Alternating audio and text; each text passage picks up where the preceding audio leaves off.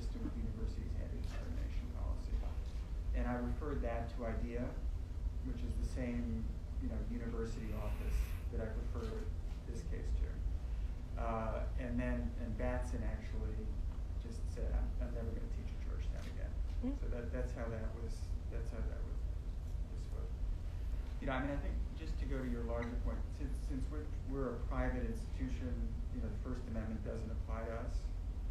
On the other hand, the university does have a free speech expression policy, which binds us, and so it's not the First Amendment, it's kind of the university guideline, that's relevant. And sorry, you said the person who chairs on main campus, their last name is Jones. What's the first name? Tyree. Yeah, he's a Reed Smith. Hi, my name is Alexis Foster. I'm also on the BLSA for BLSA, and I work very closely with the Office of Admissions. So this isn't necessarily a question, more so just a consideration that I want you and the rest of the administration to keep in mind.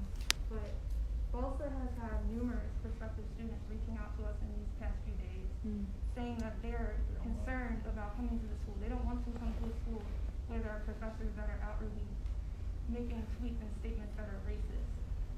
Every single year, as I remember from the Standard incident last year, there's always this celebration and trying to convince us that there's a lot of diversity work that's being done on the front end, right? Oh, the RISE numbers, the class of members of RISE have increased, and we're getting more diverse students in our school, but they're getting there, and there's no resources for them. Why would a prospective student want to attend a university that does not value them? Why would a transfer student want to transfer to a university that does not value their identity and is not outwardly addressing these issues? So I want that to be kept in mind through this process, because I just want administration to know that a lot of eyes are on you right now. Yeah, that's very powerful, and I'm aware that a lot of eyes are on us. It really matters.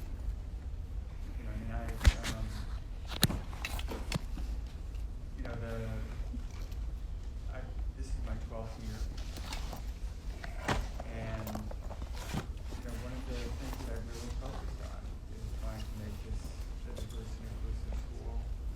Last 2 years we have more Black students in the first and second year classes than anyone in our history. So that's, I have to say that, this is very concerning to me. And so totally, it's something I think about a lot.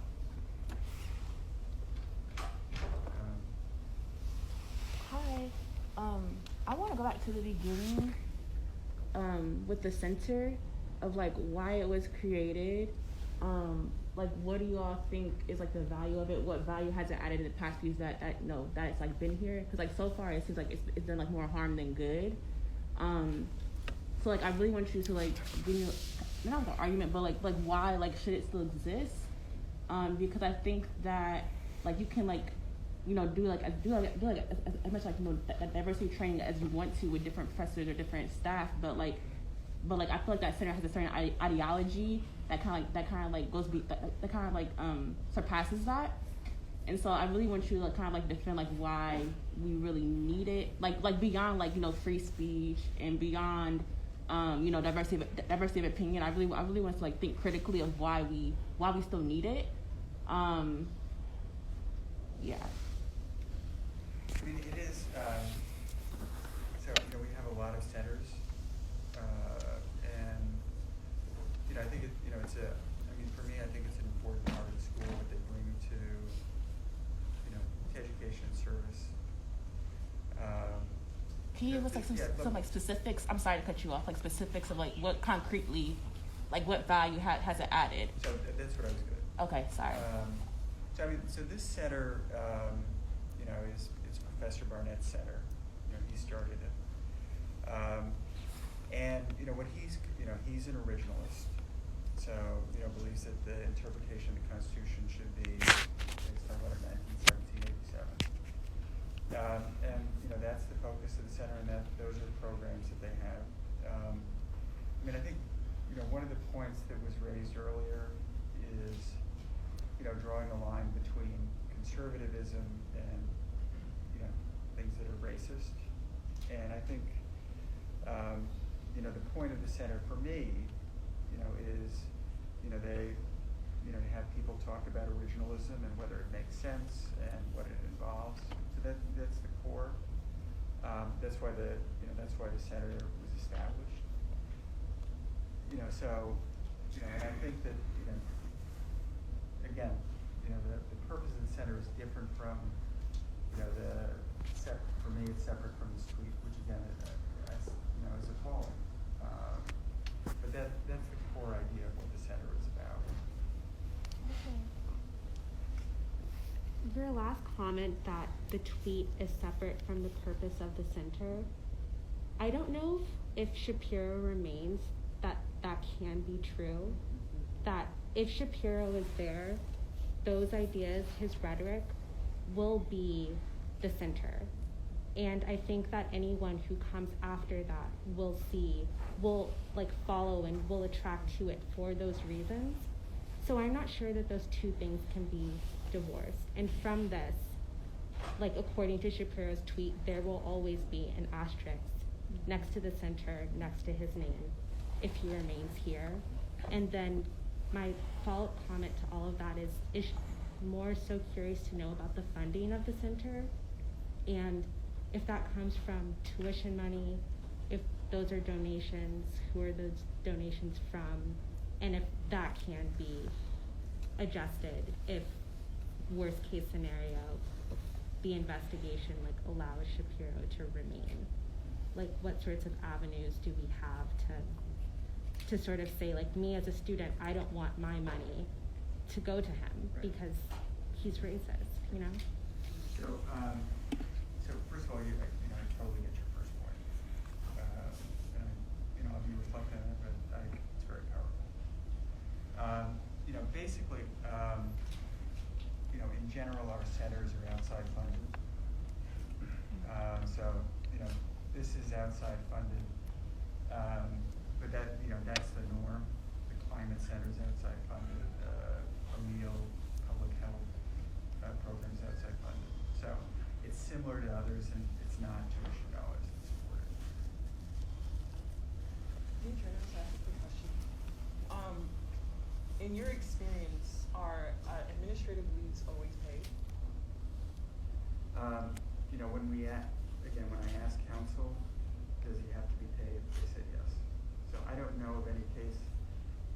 In my experience, you know, the administrative lead category, you know, I don't know. You know, this is my first administrative lead case, but you know, I rely on council's advice. Yeah, I have a quick question.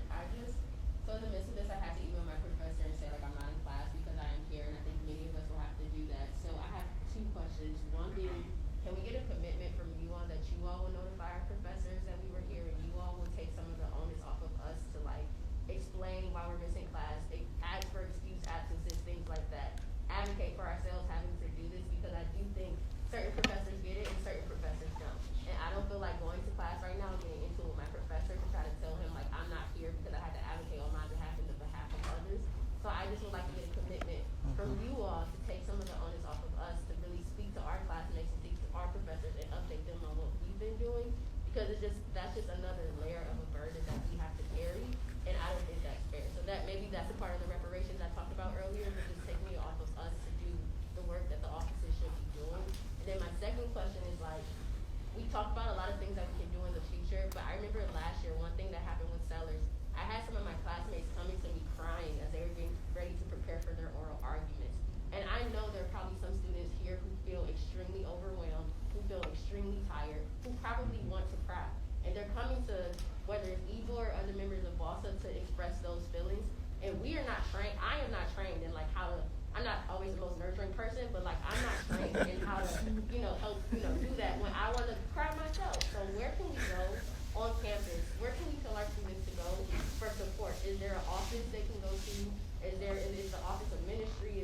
I don't know what it looked like, but if they want to cry, if they need to break down, where can they go? Because we're at a point where, like, students are coming out of class to go to the bathroom to cry because they are here. And we don't have the capacity as students to support that. So where can we tell them to go? And this is not in the future. This is like today. Who can I respond to this text message? Where can I tell her to go? So there are a number of resources, and I'll refer to Dean Balin, Dean Bellamy, Amy Ullman, who's head of ministry over there in the back. Amy, you want to stand up? Just let her see. You can come to me. I'm not trained as a counselor, but we have counselors. Dean? Yeah, I think about it in different ways. So there's people you can go to for support, and go to somebody that you trust.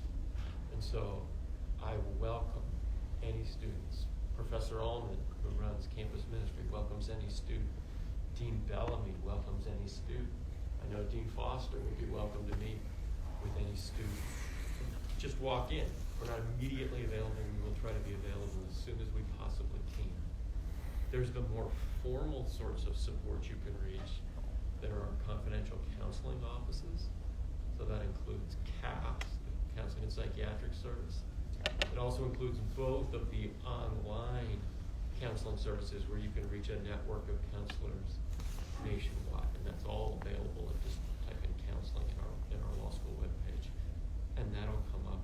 I'm also happy to commit that if what you're not looking for in a particular moment is the support of a particular advisor, but simply a quiet space, you are always welcome to come over to the Dean's Students Office. We have the back conference room. We don't have meetings in there. It is off the beaten track. And it's a private place to have some quiet time. Do not hesitate to come over. And we have at least one open office right now where we also can have you sit and just have some reflection space. It's really hard to walk out carrying this. It is really, really hard to walk out of class or a meeting in tears. And you should always have a place on campus where you can go and feel like you're not then also under people's eyes and observation. Maybe you don't want to answer a question of what's going on or what's wrong. And if you're finding that you're not getting the person you want to talk to or not getting a space that you need, reach out to me anytime. And we will find you space, and we will find you the right school. And then we'll notify the faculty of your classes that we were having this meeting. So first, Dean Balin, personally, thank you for being there for me whenever I needed something. But I will say this. Secondly, Dean Trainer, throughout this time today, you've kind of deferred or delegated, liabilities to other people. When can we meet these people and be able to speak to them face to face as well, so we can kind of understand what is going on beyond the political responses? Because I totally understand and I get it, but beyond that, we kind of want to know what's concrete and what the real is. And then my last point is that I don't know if any people remember this, but last year the Sandra Sellers video, it was up for like 2 weeks, and then our professor started saying, "Hey, guys and girls, make sure whatever you say on camera, it's something that you want to be, recorded," and stuff like that, right? They said that for 2 weeks before it went viral because a student posted it on Twitter, and then there was a response. But for those 2 weeks, was there just like no knowledge of it? Were those comments about making sure we didn't post, we didn't say anything during class, just, unsolicited, or was it in reaction? Was it the first reaction? Was it going to be the only reaction if it did not go viral? Where do we stand on that? Because that really, really, really took me away from being able to focus for a month, right? And that was during Black History Month too. Lord. So, there was no knowledge among the faculty that I'm aware of this. Dean Trainer, I know Hassan. Hassan was the person who posted that tweet. He told me. I asked him multiple times to confirm. He said that we told administration 2 weeks before. Then after 2 weeks, he posted that video. It went viral. The next day, or I think later that day, we all got an email saying, "Oh, we were addressing the situation." And my question is, if these students who are putting an insane amount of labor into this, if they don't make things go public, if they don't make a petition, posting on their Instagram, losing sleep, doing all these things, would there ever be a response? If this was a continuous issue that was happening with the professor where Black women were feeling unsafe or another woman of color was feeling unsafe and people are reporting it to the administration, it's hard for us to believe that anything would happen if if this didn't go viral, we didn't have to put. I mean, these students didn't have to put in extra labor, and I just feel like this is just dishonest. And the way that we've been talking about this has been dishonest. So, you know, as I said at the town hall last year, I don't remember exactly the, Monday or Tuesday, but I think we were made aware, we being me and the dean's office, like 2 weeks after the video was posted, but we were not aware of it. No, you responded like right after. That's not true. You responded like the next day after the video was posted. Let me just Okay, sorry. In other words, this was, there was a video that at the end of the last class, and I think it had been on the Canvas website for 2 weeks. I was not aware of it. I don't think anyone in the dean's office was aware that it was there or what they'd said. My memory is, I think we were informed of Monday 2 weeks afterwards, and again, this is what I said at the town hall. And then, you know, and I was really, you know, once I was made aware of it, you know, we were working nonstop, again, with council and university leadership on how to respond. And I actually, you know, I was having we were having a group meeting, writing the draft statement, when the video went viral, and then, you know, we sent out the draft statement. You know, it would have gone out, we were almost done with it, and it happened to go out, you know, shortly after it went viral. But I mean, you know, the thing is, like, why does it have to go viral? Like, why does Georgetown have to look really bad publicly for you to take these students seriously who are hurt every single day Right. coming to class? Right, and again, what I was saying, what I said last year was we were working on a statement. You know, it was, you know, I said at the start of the meeting with the leadership, I want to get a statement out tonight because this is important. And we were drafting the statement, and you know, it was going to go out, and you know, the video went viral kind of in the middle of our drafting it. Now again, you know, we talked about this last year, and you know, all I can say is, you know, that it was, you know, it was about to go out, and it went viral, that it would have gone out anyway. You know, I mean, I do have to say that, you know, these are really, you know, again, I was appalled to see the tweet. I try to move as quickly as I can. You know, I think, you know, one of the things, that's the reason why, you know, within hours of the tweet going out, I made my statement. I think, you know, one of the things that, you know, again, listening to these comments, which are really helpful, you know, is that, you know, I learn about things that I could do better, right? So, for example, one of the things that I hear is, you know, and I hope we never have another occasion like this. It's devastating for the entire community. I know how outraged you are, but, you know, that, for example, if in that statement that I should say, and actions would follow. You know, that it's, you know, actions are coming. So, I mean, again, you know, I have, you know, my team and the office staff is back there, they're taking notes. You know, Dean Foster, Dean Balin, and I, and all of my, you know, associate deans will be talking about follow-up actions. But this is really important. And, you know, and I know how busy you all are, and I know that this is, you know, for February 1st, for this to be the start of Black History Month is particularly painful that we're coming together now. But, you know, again, I think in terms of kind of outreach, you know, depending on the issues, some of them are Dean Foster. Also, the Inclusion Council is very much focused on these issues, which Dean Foster heads. Tyree Jones is the head of the Law Affairs Committee of the board. So he's the university governance person. And I will tell him right away, you know, I have been talking to him nonstop over the past few days, and I will tell him that people may be reaching out to him as well. Okay. And I think, you know, again, I have to say, I was so appalled by the tweets. And, you know, it really is, this is very